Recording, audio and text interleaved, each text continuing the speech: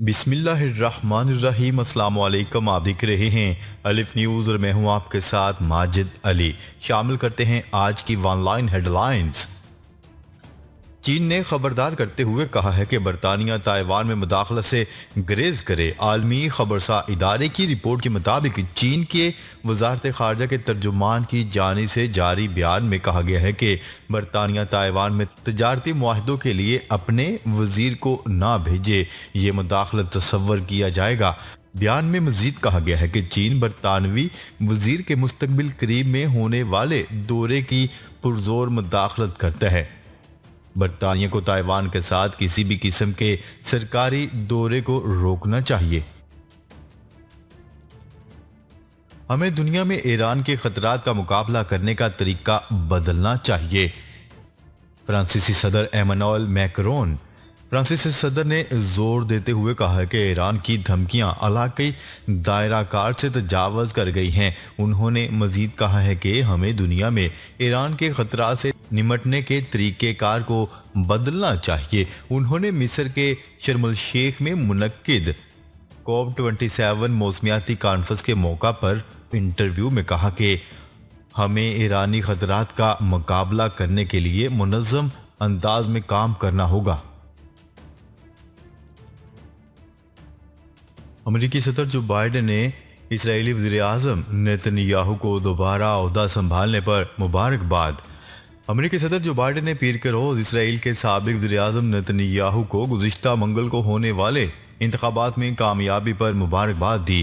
News report کے مطابق اپنے بیان میں نیتن یاہو کی جیت کے 6 روز بعد جو بائیڈن نے فون کر کے ان کو مبارکباد دی۔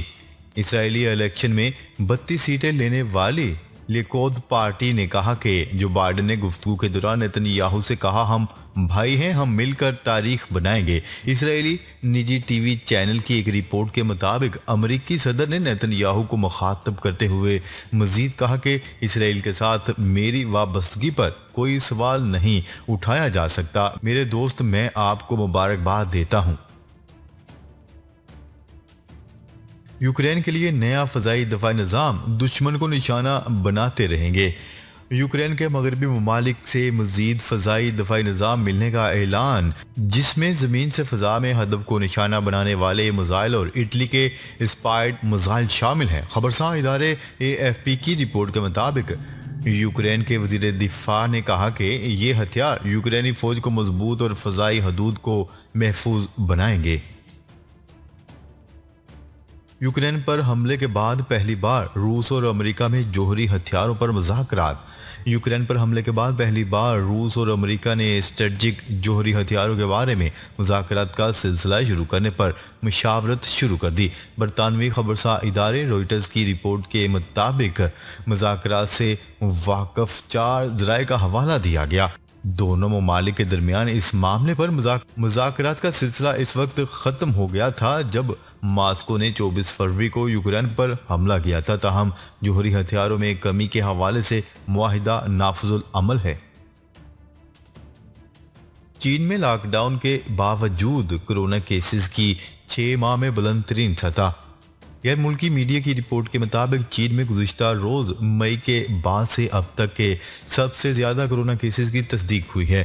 چین کے شہر شینگزو میں دنیا کی سب سے بڑی آئی فون فیکٹری کرونا پابندی کی زد میں ہے۔ امریکی ٹیکنالوجی کمپنی کا کہنا ہے کہ کرونا پابندیوں کے باعث صارفین کو اپنے آرڈر موصول ہونے میں تاخیر کا سامنا کرنا پڑے گا۔ اقوام متحدہ کا 2027 تک گلوبل ارلی وارننگ منصوبہ تیار کرنے کا اعلان۔ امریکی ذرائع ابلاغ نے اقوام متحدہ کے سیکرٹری جنرل انطونیو گوتریس نے COP27 کانفرنس کے دوران خطاب کرتے ہوئے کہا کہ دنیا بھر کو موسمیاتی تبدیلیوں کے باعث ریکارڈ توڑ بارشیں، طوفان اور سیلاب کا سامنا کرنا پڑا ہے۔ اس ضمن میں اقوام متحدہ نے طوفان سے خبردار کرنے کے لیے 2027 تک گلوبل ارلی وارننگ منصوبہ بنانے کا اعلان کیا ہے۔ عمران خان کا وزیر آباد حملے کی FIR چیلنج کرنے کا اعلان۔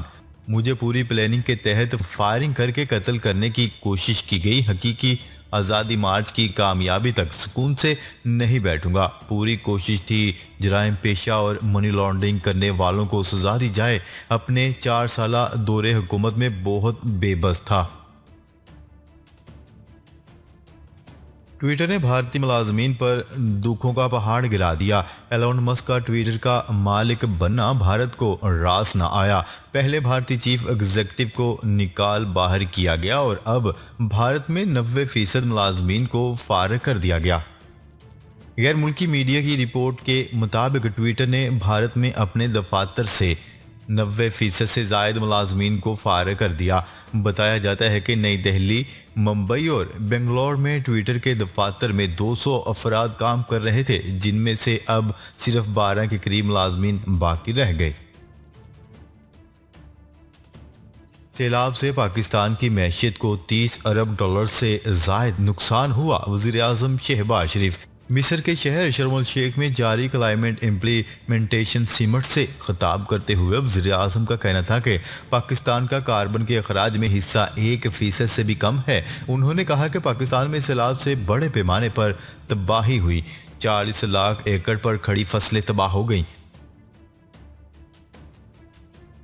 راولپنڈی میں پی ٹی آئی کا دھرنا آج بھی جاری. تعلیمی ادارے اور ٹرانسپورٹ بند. وفاقی دارالحکومت کے جڑواں شہروں میں پی ٹی آئی کا دھرنا آج تیسرے روز بھی جاری ہے، جس کی وجہ سے تعلیمی اداروں کے ساتھ ساتھ پبلک ٹرانسپورٹ بھی مکمل طور پر بند ہے. نیوز رپورٹ کے مطابق chairman P T I Imran Khan پر قاتلانہ حملے کے خلاف راولپنڈی کے مری روڈ پر پارٹی کارکنوں کا دھرنا تیسرے روز میں داخل ہو گیا، جس کی وجہ سے سڑک بند ہونے سے ٹریفک کا نظام درہم برہم ہے.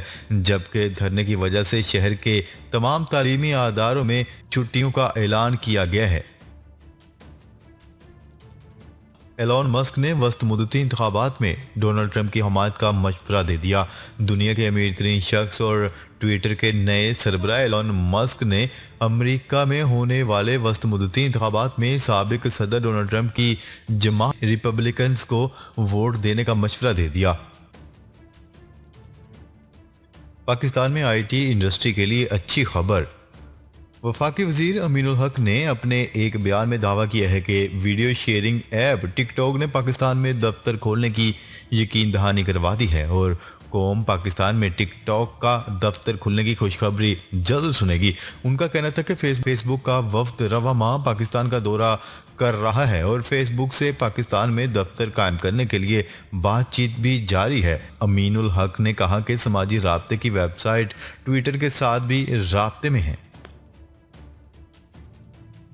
اعتزاز احسن کا مستقبل ہمارے ساتھ ہے. Imran Khan chairman Pakistan Tehreek Insaf P T I Imran Khan کا کہنا ہے کہ اعتزاز احسن کا مستقبل ہمارے ساتھ ہے.